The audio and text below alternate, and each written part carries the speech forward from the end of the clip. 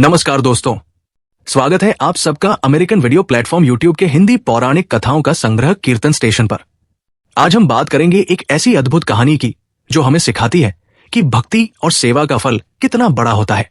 ये कहानी है अयोध्या के महान सम्राट महाराज दिलीप की, जो पुत्र प्राप्ति के लिए एक अनोखे उपाय पर उतर आए थे।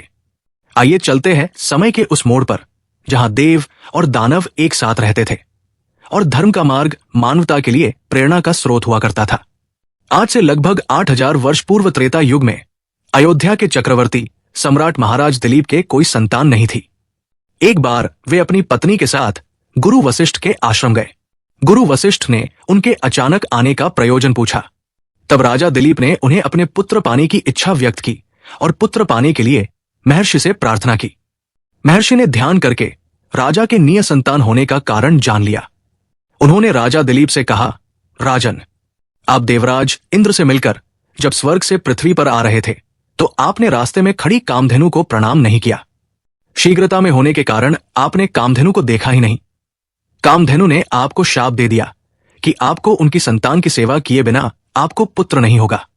महाराज दिलीप बोले, गुरुदेव, सभी गायें कामधेनु की संतान है। गौ सेवा तो बड़े पुण्य का काम है, मैं गायों की सेवा जरूर करूंगा। गुरु वशिष्ठ ने कहा, राजन, मेरे आश्रम में जो नंदिनी नाम की गाय है वो कामधेनु की पुत्री है, आप उसी की सेवा करें। महाराज दिलीप सवेरे ही नंदिनी के पीछे पीछे वन में गए।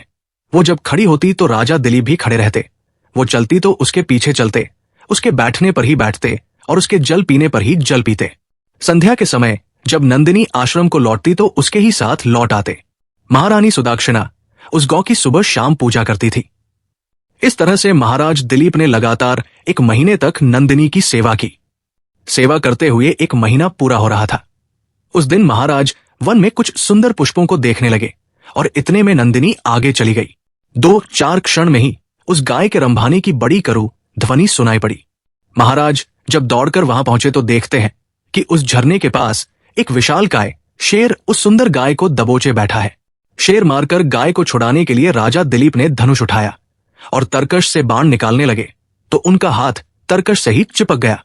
आश्चर्य में पड़े राजा दिलीप से उस विशाल शेर ने मनुष्य की आवाज में कहा, राजन, मैं कोई साधारण शेर नहीं हूं, मैं भगवान शिव का सेवक हूं। अब आप लौट जाइए, मैं भूखा हूं, मैं इसे खाकर अपनी भूख मिटाऊंगा। महाराज दिलीप बड़ी नम्रता से बोले, आप भगवान शिव के सेवक हैं, इसलिए मैं आपको प्रणाम करता हूं।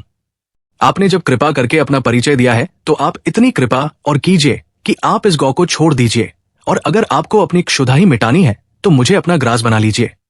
उस शेर ने महाराज को बहुत समझाया, लेकिन राजा दिलीप नहीं माने और अंततः अपने दोनों हाथ जोड़कर शेर के समीप ये सोचकर नतमस्तक हो गए कि शेर उनको अभी कुछ ही क्षणों में अपना ग्रास बना लेगा।